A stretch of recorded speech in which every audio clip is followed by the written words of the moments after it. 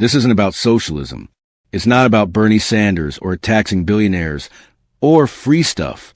This is about a 34-year-old single mom in Minneapolis with a bachelor's degree and a $52,000 salary who can't afford to break her arm, and a 34-year-old single mom in Oslo who makes less money than her, but whose life is fundamentally, mathematically, undeniably better. The math isn't political. It's just math. And when you run the numbers, something impossible appears. Norway's poorest 10% have more purchasing power, less financial stress, and better life outcomes than America's middle 50%. That's not a talking point. That's a crisis. If that already sounds insane to you, hit that like button, because the numbers we're about to show you are going to blow your mind. Her name is Sarah. She's 37, lives in Columbus, Ohio, works as a dental hygienist, makes $63,000 a year, married, 2 kids. On paper, she's middle class. The American dream personified. Here's her reality. Her employer-sponsored health insurance costs $380 a month just for premiums. Her deductible? $4,500. Last year, her son fractured his wrist at soccer practice. The ER bill was $9,200. After insurance, she paid $3,100 out of pocket. She's still making payments. Her daughter is 5. Daycare costs $1,200 a month. That's $14,400 a year. Pre-tax. Sarah's student loans? $42,000 remaining. Monthly payment? $340. She graduated 14 years ago. Her husband's loans? $28,000. Payment? $220. They bought a house 3 years ago. Mortgage, $1,850 a month. Property taxes, $320. Insurance, $180. Do the math. Before groceries, gas, utilities, or saving a single dollar for retirement, Sarah and her husband are spending $4,690 a month on health care, child care, student debt, and housing. Their take-home pay after taxes? About $4,200 each. Combined, $8,400. They have $3,710 left. For everything else, if the car breaks down, and it will, they're on a credit card. If someone gets sick again, and they will, they're on a credit card. Sarah told me she hasn't been to a dentist in 3 years. She's a dental hygienist. She doesn't have time. She doesn't have money. She doesn't have mental space. If Sarah's story sounds familiar, if you're living some version of this right now, drop a comment. Tell me what your biggest expense is. I read every single one. Now meet Lars. He's 36, lives in Bergen, Norway, works as a medical assistant, makes 420,000 Norwegian kroner a year. That's about 39,000 US dollars. He makes $24,000 less than Sarah, and his life is radically different. His health care? Covered. Not covered after deductible. Covered. When his daughter had pneumonia last winter, the hospital bill was $0. Prescription cost, $25. Total. Childcare? Subsidized. He pays about $300 a month. That's it. Norway caps daycare fees at roughly 6% of household income. Student loans? He doesn't have any. University in Norway is tuition free. Not affordable. Free. He went to medical school for 6 years.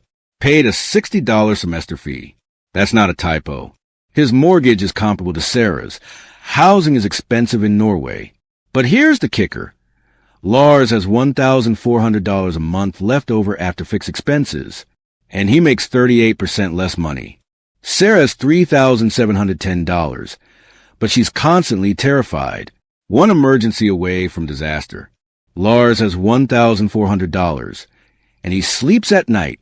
Why? Because the floor in Norway is padded. In America, it's concrete. Lars and Sarah aren't outliers. They're the system. Let's zoom out. According to our world in data, someone in Norway's poorest 10% earns about $1,760 a month. In America, the poorest 10% earns around $1,200. But here's the twist: disposable income. After taxes, transfers, and the cost of basic survival, the average Norwegian in the bottom 10% has more purchasing power than the median American household. Not because they earn more, because they keep more. In the United States, the average middle-class family spends $20,416 on childbirth. That's before the baby eats, sleeps, or gets sick. In Norway, it's free, not subsidized. Free. Average cost of four-year public university in the U.S., $104,108. In Norway, zero tuition. Zero. Medical bankruptcy is the leading cause of personal bankruptcy in America. Roughly 530,000 families file every year due to healthcare costs. In Norway, medical bankruptcy doesn't exist. Not because people are richer, because the system doesn't allow it. Now let's talk taxes. You'd think Norway taxes people into oblivion, right? Wrong. Norway's top marginal income tax rate is 39.5%. America's top federal rate, combined with state taxes in places like California or New York, hits 43.7%. The difference? In Norway, you get something. In the U.S., middle-class earners pay taxes and still shell out $1,200 a month for daycare, $340 for student loans, $380 for insurance premiums, for $1,500 deductibles, and $13,000 just to deliver a baby. You're paying twice. Once to the government, once to survive. In Norway, you pay once, and then you're covered. This is the part where people usually get angry in the comments. If you disagree with any of this, or if you think I'm missing something, subscribe and leave a comment. Let's argue about it. Seriously, I want to hear the other side. The Peterson KFF Health System Tracker found that Americans spend an average of $13,000 per person per year on health care. Norwegians spend $7,200 for better outcomes, lower infant mortality, higher life expectancy, less chronic disease. We're not getting a bad deal. We're getting robbed. But let's be honest, Norway isn't utopia. And if you're thinking about moving there, you need to hear this. First, taxes are high. Yes, the top rate is lower than New York's, but the average Norwegian pays more in taxes than the average American. About 27% effective rate versus 24% in the U.S. That difference matters. Second, cost of living is brutal. A beer costs $12. A pizza costs $25. Rent in Oslo makes San Francisco look reasonable. If you're used to cheap consumer goods, American-style abundance, and next-day Amazon delivery, Norway will feel expensive and slow. Third, the job market is smaller. There are 5.5 million people in Norway.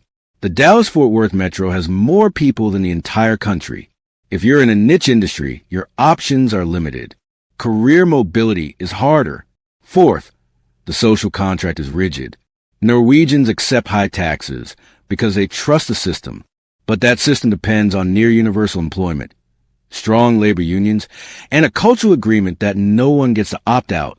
If you're libertarian or you hate bureaucracy, or you think taxes are theft, you will be miserable. Fifth, Norway has oil. Lots of it. The government pension fund, built on petroleum exports, is worth over $1.4 trillion. That's $250,000 per citizen. It's easy to have a strong safety net when you're sitting on a sovereign wealth fund the size of Germany's economy. America doesn't have that cushion. We have 335 million people, vast inequality, and a political system where half the country thinks universal health care is communism. Norway's model works in Norway. Importing a wholesale to the U.S. would be politically impossible and economically complicated. This is why I don't just show you one side. If you appreciate research that doesn't sugarcoat reality, hit subscribe. I do deep dives like this every week, and I refuse to sell you fairy tales. But here's the thing. We don't need to copy Norway. We need to stop pretending the American system is working. So, what are we actually arguing about? Here's what we're not arguing about. Whether people should work hard. Whether taxes should be zero. Whether government is good or bad. We're arguing about this. What is an economy for? Is it to maximize GDP or to maximize human flourishing? Because right now, America has the highest GDP per capita of any large nation on earth. We are richer than Norway by that measure. $83,000 per person versus $98,000. But if you're a middle-class American, you are more stressed, more indebted, more medically vulnerable, and more financially fragile than someone in Norway's bottom quartile. That's not a moral judgment. It's a design flaw.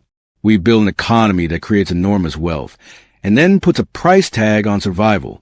You want health care? Pay. You want education? Pay. You want to have a child without going bankrupt? Pay. You want to not die from a treatable illness? Pay. Norway made a different choice. They said, these things are rights, not purchases. And before you say, but that's socialism, stop. Norway has a free market economy. It ranks higher than the U.S. on the Economic Freedom Index. It has billionaires. It has corporations. It has competition. What it doesn't have is a system that bankrupts people for being human. The question isn't whether Norway's system is perfect. It's not. The question is whether our system is acceptable. And if you're reading this while sitting on $40,000 in student debt, paying $500 a month for health insurance you're afraid to use, and wondering if you can afford to have kids, I think you already know the answer. So here's my question for you. Not a rhetorical one. A real one. If you could take a 20% pay cut, but never worry about health care, never pay for college, never fear bankruptcy from an accident or illness, would you? Would you trade income for security? Because that's the trade. And millions of Americans don't even know it's on the table. Drop your answer in the comments below. Would you take that trade? And if you found this video valuable, if it changed how you think about any of this, share it with someone who needs to see it. Hit that like button. Subscribe if you haven't. Because this conversation doesn't end here. What are you optimizing for?